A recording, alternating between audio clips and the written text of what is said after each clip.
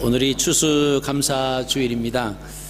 우리가 지금까지 지켜주신 우리의 삶을 또 한 해 동안 인도해 주신 그 하나님 앞에 감사하는 마음으로 예배를 드리는 그런 절기가 추수감사주일입니다.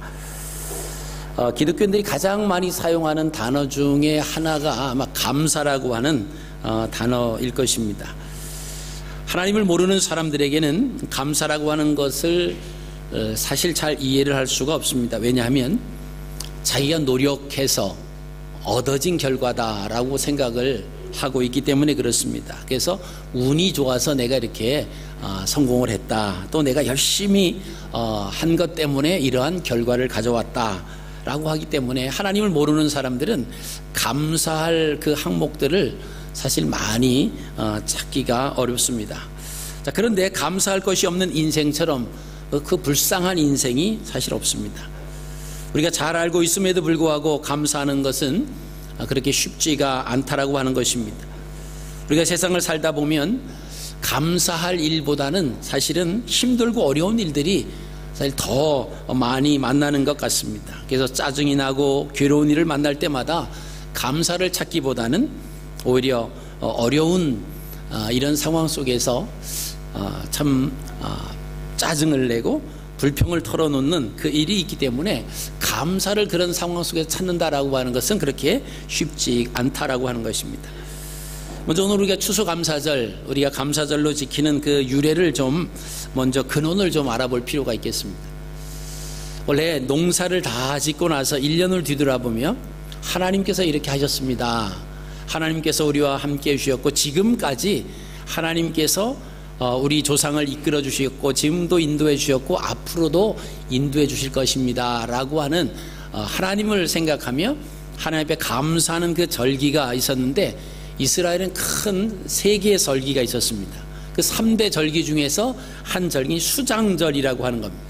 이 수장절이다 라고 하는 것은 한자로 이렇게 추수를 해서 다 이렇게 수장해 놨다, 창고에 다 들여놨다 라고 하는 그런 의미입니다.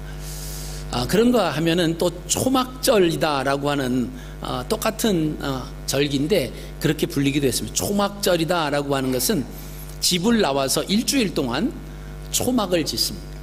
그래서 온 가족이 그 초막 생활하는 거 일주일 동안. 그런데 그 초막은 하늘이 보이는 초막이에요. 그래서 천정이 없는 거예요. 지붕이 없습니다. 그래서 이렇게 누워 있거나 이렇게 올려다보면 이 하늘이 보여요. 그러면서 일주일 동안 지내면서 무엇 하느냐라고 하면 그 가운데서 지금까지 하나님께서 우리 조상들을 애굽에서부터 인도해 주셨던 그 하나님의 인도하셨던, 과거에 하나님이 우리 조상들에게 함께 해주셨고 은혜를 베풀어 주셨던 것을 다시 기억을 시키는 겁니다. 자녀들에게 어떻게 이제 신앙교육을 시키는 거죠. 그리고 지금도 우리가 살아가는 이 삶이 하나님의 은혜로 살아가는 거지 우리의 힘으로 살아가는 것이 아니다 라고 하는 것을 이 훈련받는, 그 일주일 동안 훈련받는 그게 이제 초막절입니다. 그리고 이제 더 나가서 앞으로도 하나님께서 우리를 과거에 인도하셨고 지금도 함께 하셨고 그런 하나님이 앞으로도 우리를 이렇게 인도해 주실 것이다 라고 하는 것이 그게 이제 수장절입니다.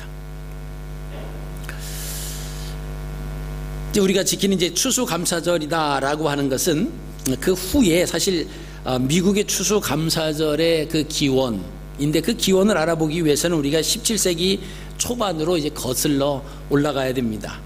102명으로 이루어진 영국의 청교도들이 신앙의 자유를 찾아 1620년 9월 6일에 영국의 플리머드를 출발해서 2달 동안 항해 끝에 이제 11월 말에 미국의 매사추세츠 지방에 도착을 합니다. 이 종교적인 자유를 찾아서 간 거예요. 그래서 그곳에 이르러서 그들은 한 말이 신께서 예비하신 땅이다 그렇게 생각을 하고 거기에 도착을 했습니다.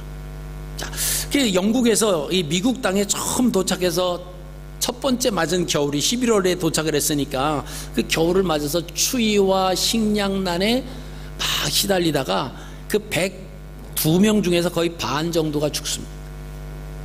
그리고 그 이듬해에 다행히 그 원주민들 완파노하게 그 원주민들의 도움을 받아서 이제 농사를 짓기를 시작합니다.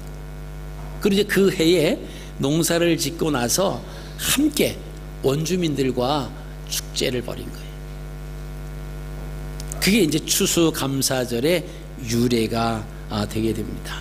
그래서 그들에게 칠면조와 호박과 옥수수와 스쿼시 등을 이제 원주민들에게 대접을 하면서 하나님께 감사하고 또 그 원주민들과 함께 그런 감사의 그 절기를 지켰던 것이 오늘날 우리가 행하는 추수감사절.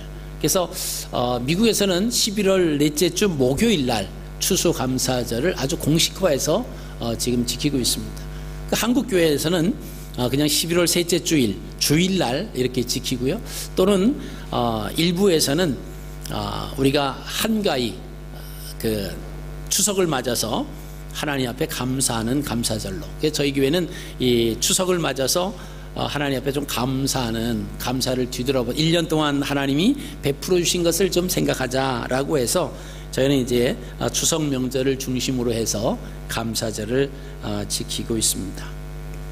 여러분, 우리가 감사한다라고 하는 것은 감사의 조건을 자꾸 찾지 아니하면 감사할 수 있는 기회를 자꾸만 잃어버리게 되는 겁니다. 우리의 상황이 좀 어렵고 힘들다고 해서 하나님께 감사를 드리는 것과 무관하다 이렇게 생각을 해서는 안 됩니다. 감사할 조건을 찾으면 누구든지 감사할 수 있다라고 하는 것입니다. 감사는 상황의 변화에 따라서 바뀌기 쉬운 것 때문에 우리가 근본을 붙들지 아니하면 감사하는 그 일들이 자꾸만 우리를 떠나버리게 됩니다. 여러분, 우리가 얼마나 감사하지 않으며 살아가는가를 한번 오늘 집에 가셔서 준비하지 아니하고 서로 가족끼리, 자, 우리 가족에 대한 감사, 우리가 감사하는 것을 한 10가지를 얘기해봐라. 한번 그렇게 해보세요. 그럼 감사를 평소 했던 사람은 그 10가지 감사를 쭉 할 수 있는데 그 10가지 감사를 잘 줄줄줄줄 이루지 못하는, 이렇게 말로 표현하지 못하는 그런 경우가 많더라고요. 자, 우리가 그동안 감사의 조건을 찾지 못했기 때문에 그렇다라고 하는 것입니다. 지난 주일 예배를 마치고 제가 세미나 참석하기 위해서 주일 저녁에 시드니 공항으로 나갔습니다. 나갔는데 비행기가 안 뜬다는 거예요. 이유는 그 태풍 그 망크의 영향으로 인해서 필리핀과 중국 지역에 피해가 속출을 했기 때문에 비행기가 뜰 수 없다는 겁니다. 그래서 월요일날 아침에 6시 5분에 출발을 하는 비행기 특별기가 있으니까 그때 나와라. 근다고 또 제가 이제 중국 광저우를 통해서 가는 비행기를 중국 남방항공을 티켓을 끊었는데 중국 남방항공 티켓을 끊은 이유 단 하나입니다. 싸니까 저렴하니까 끊었어요. 근데 이것을 취소를 하면 리펀드를 해주냐 그랬더니 제가 만약에 그것을 끊으면서 그 여행 그 보험을 들었으면 해줄 거래요. 제가 끊은 이유가 뭐라고요? 싸니까 끊었는데 싼 값에 그런데 거기다 보험을 들으면 또 돈이 또 들어가잖아요. 당연히 저는 이제 보험을 안 들었죠. 그래서 뭐 다른 것으로 바꿀 수도 없고 광저우 간다고 해서 또 서울로 바로 간다라고 하는 이 보장도 없는 거예요. 그런 방법이 없었습니다.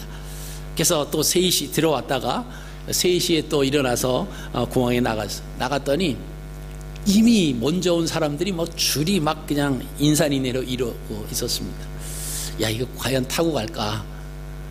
근데 차츰 이제 쭉 들어가다가 이제 어제는 티켓팅을 했어요. 해가지고 비행기에 올랐습니다. 비행기가 뭐 그렇게 크진 않은데 2개, 4개, 2개 이런 비행기였습니다. 좌석이. 그래서 한 8개 좌석이 있는데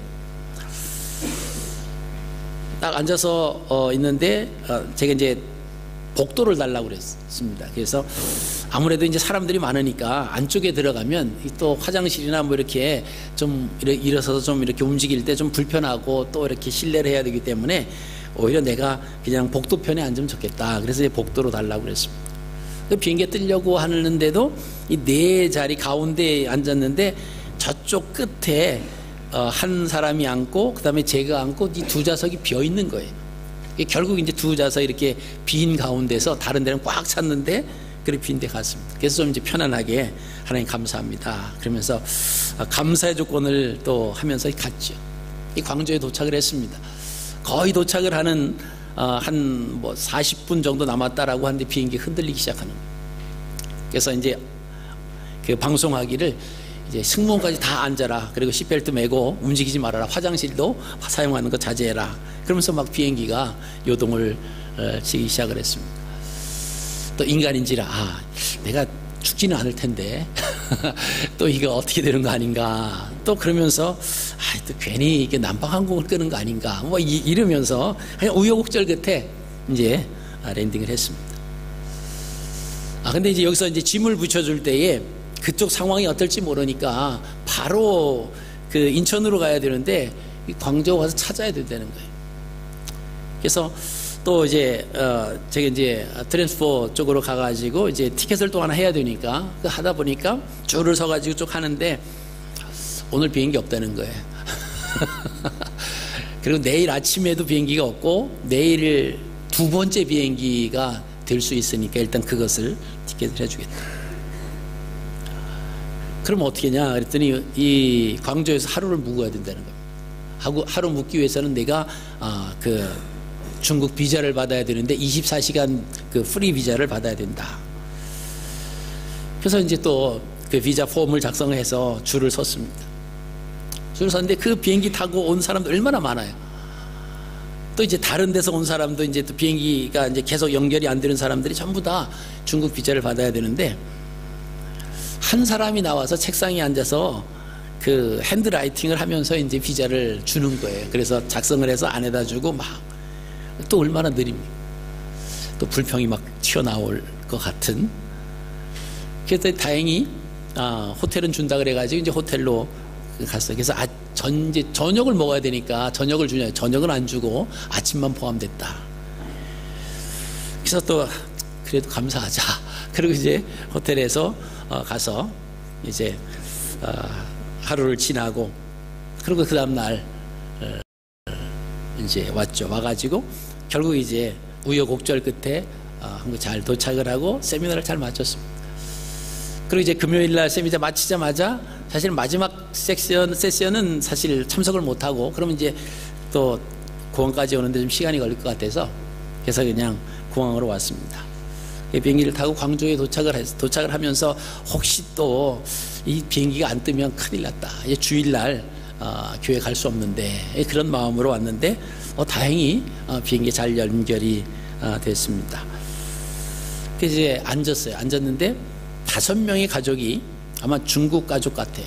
시드니를 오는데 제 옆에 아빠가 앉았고 그 뒤에 엄마하고 한 3살 먹은 아이 앉았고 그 뒤에 할아버지 뭐 이렇게 앉으셨는데 이 아이가 막 비명을 지르기 시작하는 거예요. 엄마가 뭐라 그래도 막 비명을 지르고 좀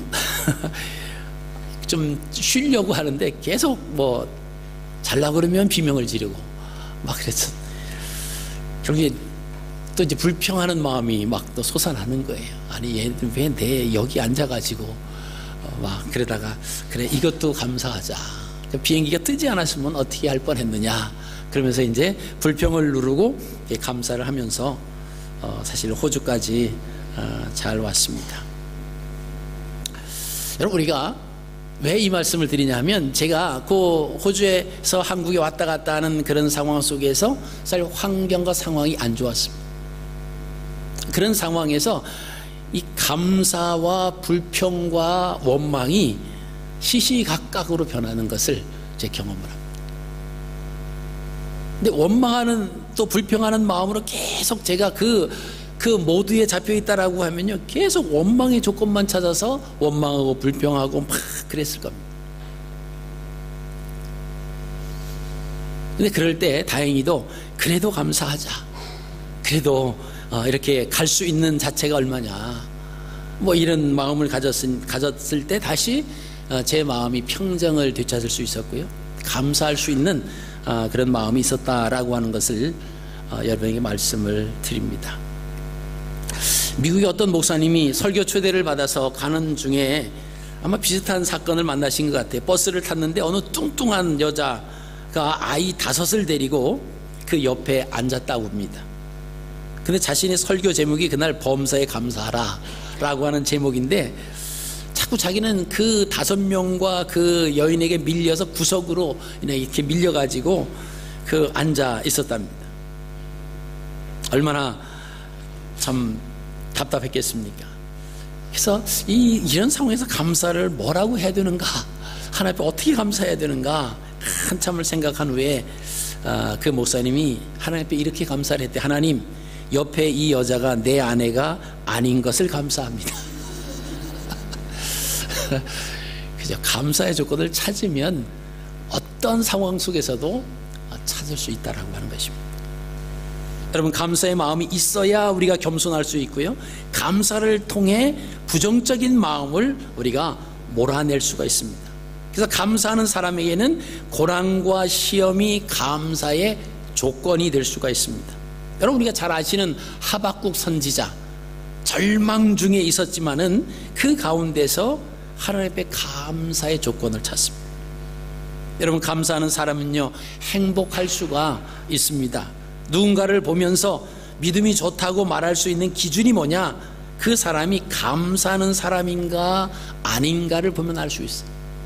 그 사람 마음속에서 그래도 감사하지, 감사합니다, 감사하는 말이 많이 나오는지, 아니면은 불평과 원망하는 말이 많이 나오는지, 상대방을 체크하기 전에 우리 자신을 한번 체크했으면 좋겠습니다. 그래서 모든 것이 원망, 불평, 짜증, 다른 사람에게 이유를 전가시키고 누구 때문이다 그렇게 한다라고 하면, 그런 가운데서는 사실은 감사가 나오지 않습니다. 오늘 아침에 골로새 교회를 향해서 쓴 바울의 편지 가운데 감사하라라고 하는 그 내용이 강조하고 있습니다. 오늘 3절 읽으셨는데 각 절마다 감사라고 하는 단어가 하나씩 나옵니다. 3번씩이나 언급이 됩니다. 자, 오늘 말씀을 보시면요, 첫 번째로 감사하는 사람이 마음의 평강을 얻는다라고 하는 것입니다. 15절 말씀을 보시면요, 그리스도의 평강이 너희 마음을 주장하게 하라. 너희는 평강을 위하여 한 몸으로 부르심을 받았나니 너희는 또한 감사하는 자가 되라. 감사하는 사람은요, 마음의 평강을 얻는다라고 하는 겁니다. 여러분, 마음의 평강을 얻는다라고 하는 것이 얼마나 중요한지 모릅니다. 오늘 그래서 사도 바울은 골로새 3장에서 성도들에 대해서 권고를 하고 있는 거예요. 바울은 그리스도의 평강을 마음에 받고 감사하는 사람이 되어야 된다라고 하는 것을 지금 골로새 성도들에게 선포하고 있습니다. 여러분, 하나님께서 우리에게 주시는 최고의 복이라고 하면 뭐냐면 평강이에요. 평강보다는 저는 금덩어리가 많으면 좋겠습니다. 평강보다는 어마어마한 큰 집에 살았으면 좋겠습니다. 평강보다는 제가 하는 이 사업이 잘 됐으면 좋겠습니다. 여러분, 우리가 어떻게 생각하면 그러기가 더 좋은 것 같죠. 그럼 가만히 곰곰이 한번 생각을 해보십시오. 돈은 많은데 이 마음에 평강이 없다고 생각해 보세요. 집은 대궐 같은 집인데 마음에 평강이 없이 산다고 생각해 보십시오. 사업은 잘 되는데 마음에 평강이 없다고 생각해 보십시오. 여러분, 그것은 지옥과 같은 거예요.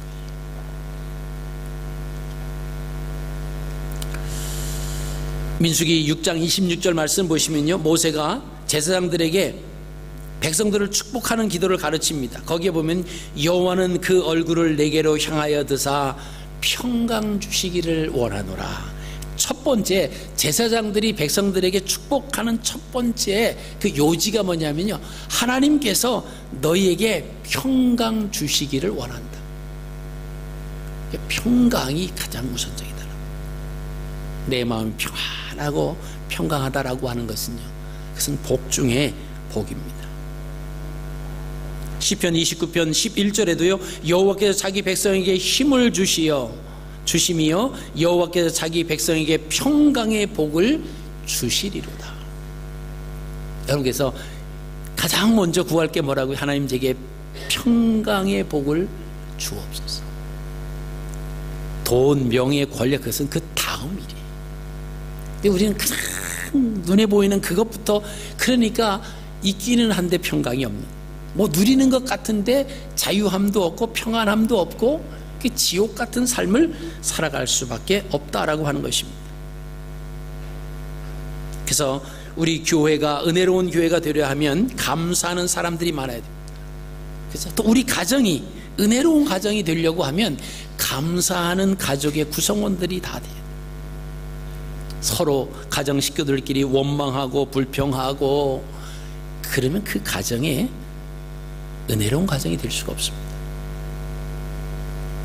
서로 존재해줘서 감사하다라고, 나의 부모가 되어서 감사하고, 우리의 자녀가 되어줘서 감사하고, 가정의 구성원이 되어서 감사하다라고 하는 그 마음이, 그죠? 그 구성원들 속에 있을 때 아름다운 그런 가정입니다. 마찬가지, 교회도 마찬가지입니다. 여러분, 교회에 보면 뭐 여러 가지, 제가 누누이 말씀드리지만 이 교회라고 공동체는 예수 그리스도의 은혜가 아니고는 하나의 공동체로 형성될 수 있는 조건이 단 1%도 없는 게 바로 교회 공동체 아닙니까? 마음에 안 드는 사람도 얼마나 많고요, 말도 안 통하는 사람도 얼마나 많고, 고집불통도 얼마나 많고, 뭐 얼마나 많겠어요. 근데 은혜로운 교회가 되기 위해서는 어떻게 해야 됩니까? 그 가운데서 그래도 감사의 조건을 찾으면 돼요. 그죠? 그렇기 때문에 그리 아니하실지라도 그럼에도 불구하고 우리가 감사할 수 있는 조건을 찾으면 어떻게 된다고요? 찾으면 찾아지리라고 주님 말씀하셨습니다. 우리가 열심히 찾아야 돼요. 그죠? 부인들을 만나면, 이제 40대 50대 이상의 부인들을 만나면 10명을 만나면 그 중에서 한 8, 9명은 남편에 대해서 얼마나 고마워하고 얼마나 감사하고 그런 부인이 있으면 얼마나 좋겠어요. 불평하고 원망하고 마음에 안 들어하고 대부분 그래요.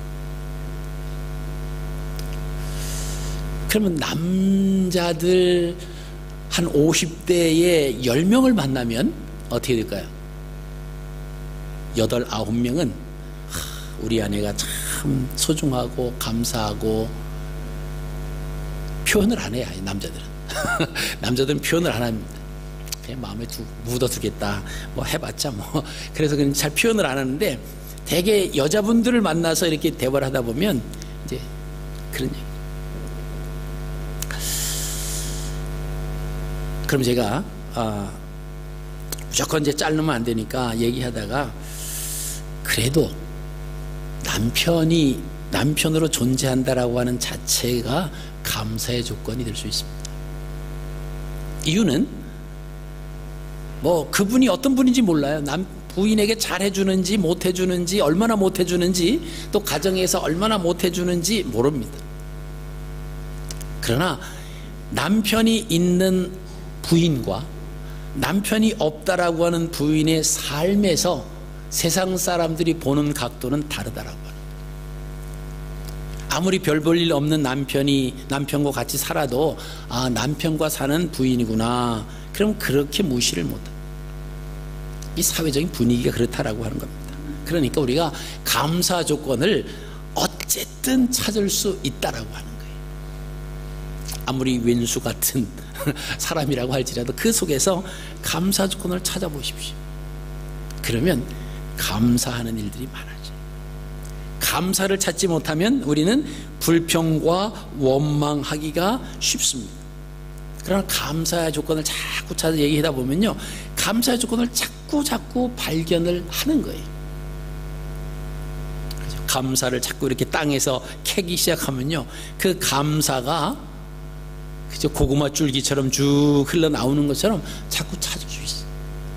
안 나오는 것은, 찾지 못하는 것은 왜 그죠?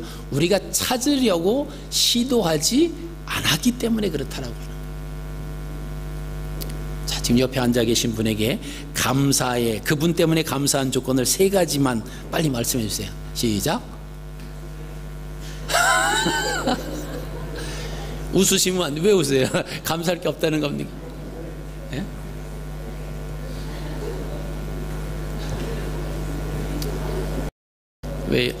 왜 앞에서 엄마 딸이 앉아가지고 웃기만 하면 어떻게 된다는 거예요? 예? 엄마 딸이 앉아서 웃기만 하면 어떻게 해요?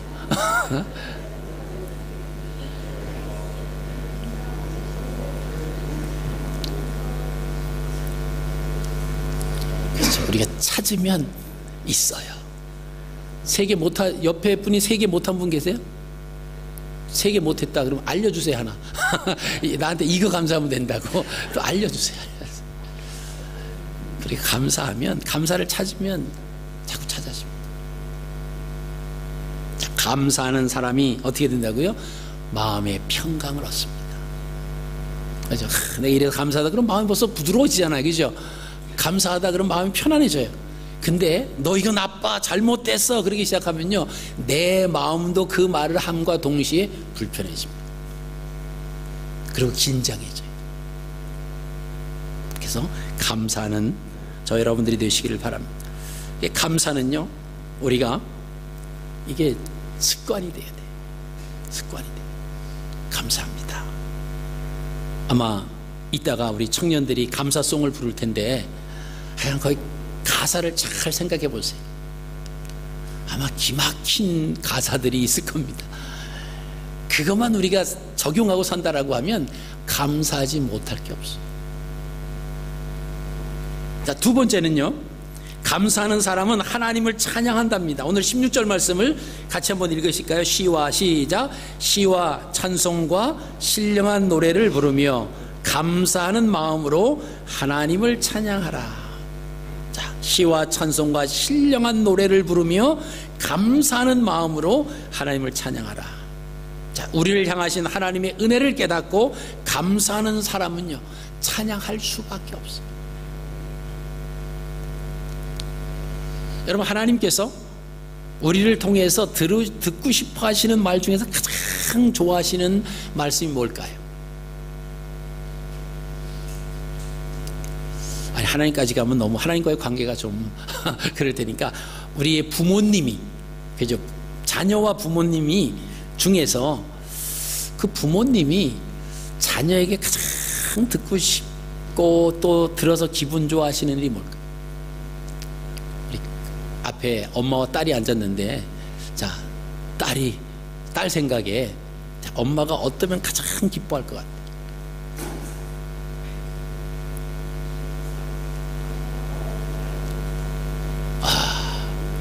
엄마가 나의 엄마이시기 때문에 감사합니다. 다른 분들은요, 엄마 내가 돈 많이 벌어서 줄게요. 엄마 내가 주름살 주술도 해주고 날씬한 것도 해주고 아주 비싼 그런 뭐 액세서리도 해드리고 옷도 아주 고급스러운 거 해드릴게요. 여러분, 그 말보다 그냥 엄마가 내 엄마이기 때문에 감사합니다. 이게 돈도 안 들고요. 그리고 가장 기뻐하는 거예요. 전율이 권사님 막 울으시려고 막 그러잖아요. 딸이 내가 딸 낳기를 잘했다. 속은 썩였지만 그래도 저런 마음을 가지고 있다라고 하는 자체가 참 그런 거죠. 여러분, 하나님께서 우리가 하는 말 중에 뭐를 제일 듣고 싶어 하실까요? 나를 구원해서 나의 하나님 아버지로 부를 수 있게 해주심을 감사합니다. 여러분, 그게 제가 생각할 때는 가장 듣고 싶어 하시고, 여러분, 외과 의사가 듣고 싶어 하는 말이 뭘까요? 잘생겼어요. 수술 안 해도 될 것 같아요. 멋있어요. 멋쟁이에요. 그거보다는 뭐예요? 당신은 어떤 수술이든 하면 완벽하게 다 해내는 그런 의사인 것 같아서 참 멋있습니다. 그게 제일 좋은 칭찬이에요.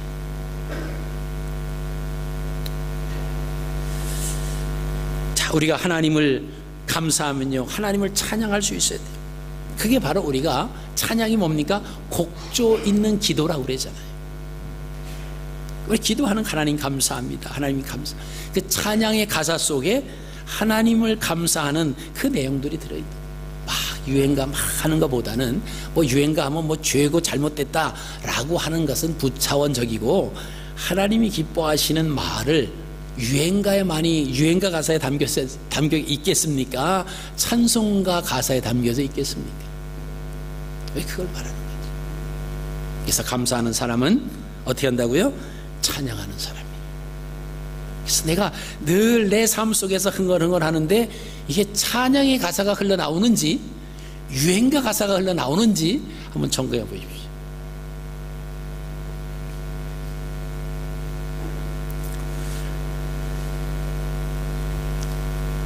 우리가 잘 아시는, 매를 맞고 감옥에 갇혀있던 바울과 실라가 그죠, 한밤중에 빌립보 감옥에서 하나님을 찬양하는 거예요.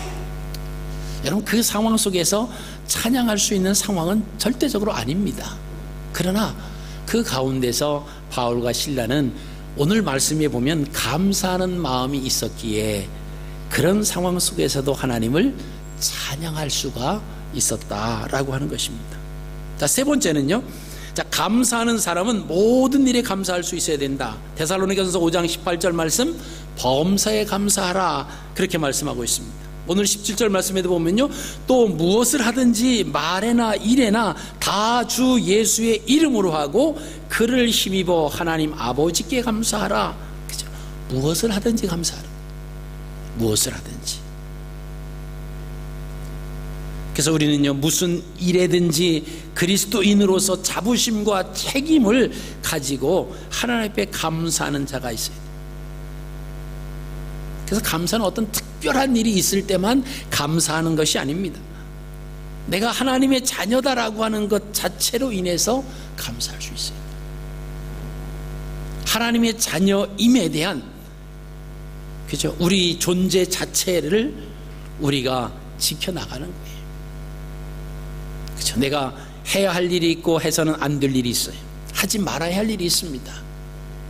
그냥 내가 힘들고 어렵다고 하지 말아야 할 일들은 막 하고 일단은 임기응변 해보자, 일단 이 어려운 고난을 파헤쳐 나가보자, 그러면 안 된다라고 하는 거예요. 하나님의 자녀로 자부심을 가져야 돼요. 어떠한 일이 있어도 하나님이 원하시지 않는, 하나님이 싫어하시는 것은 나는 안 한다. 여러분, 이게 우리가 하나님의 자녀임의 특권이다라고 하는 것입니다. 모든 일에 우리가 감사할 수 있는 거예요. 하나님께서는 하나님의 자녀들에게 죄를 짓고 하나님이 싫어하시는 일을 하지 못하도록 사실은 이제 바리케이트를 쳐주십니다. 바리케이트를 쳐놓으세요. 근데 이 바리케이트를 쳐놓으면 어떻게 하죠? 아, 하나님이 가지 말라고 하시는구나, 하나님이 하지 말라고 하시는구나 알면 돼요. 그죠? 그 발람 선지자를 태운 이 짐승이 자꾸 옆으로 가고 끌어안고 막 벽으로 막 치밀어대고, 그 뭡니까? 하나님이 바리케이트를 쳐놓으시는 거예요. 가면 안 된다, 하나님이 원하지 않는다, 가지 말아라, 이 말이. 때로는 환경이 우리의 가는 길을 막을 때가 있습니다. 또는 사람의 말을 통해서 그것은 아니다 라고 우리에게 들려줄 때가 있어요. 여러분, 근데 그 말과 그 환경을 잘 적용하지 못하고 뛰어넘으면 또 그냥 가는 거예요. 사람이 말을 하는데 하나님의 음성으로 듣지 않으면 그냥 내 마음대로 가는 겁니다. 환경이 막혀 있는데 그것을 뛰어넘어가면 또 뛰어넘어가는 거예요. 뭐냐면 1차 단계까지는 하지 말아라, 하면 안 된다, 하나님이 기뻐하지 않는다라고 하는 것을 사람을 통해서, 환경을 통해서 우리에게 사인이 옵니다. 근데 그 신호요, 무시하고 가면 나는 가지는 거예요. 근데 어떻게 가는 겁니까? 죄악 가운데로 가는 겁니다. 그래서 우리가 하나님 말씀에 귀 기울여야 돼요. 민감하게 귀 기울여야 돼요.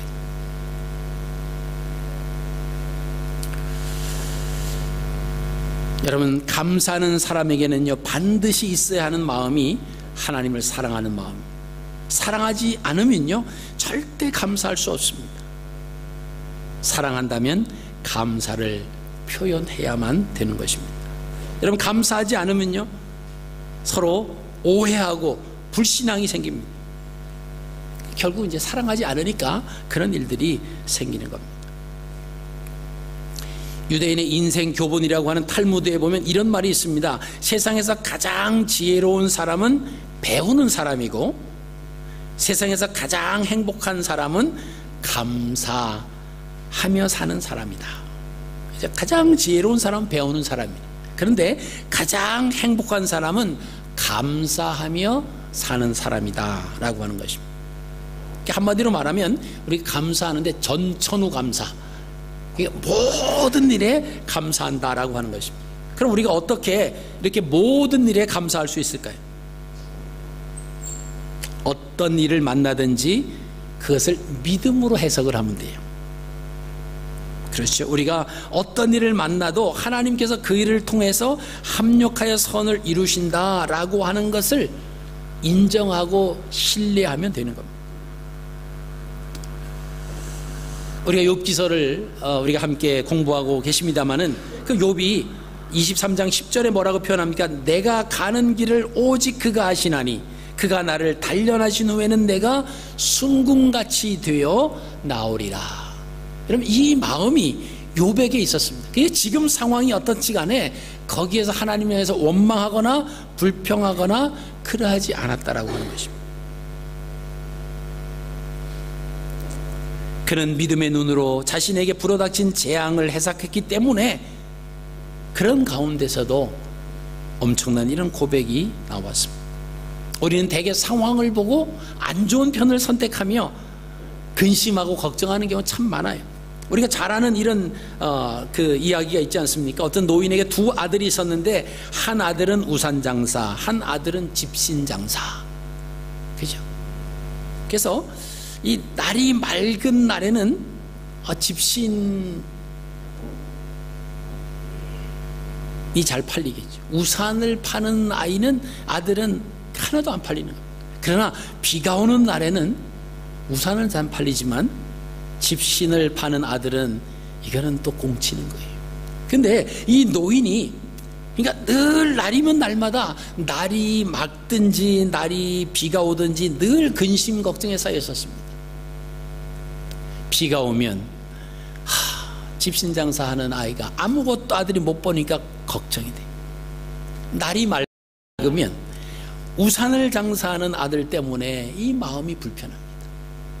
그 상황을 보고 있던 사람이 그 노인에게 이런 제안을 했어요. 아니, 왜 노인께서는 늘 매일 날이 맑든지 비가 오든지 늘 근심 걱정이 있습니까?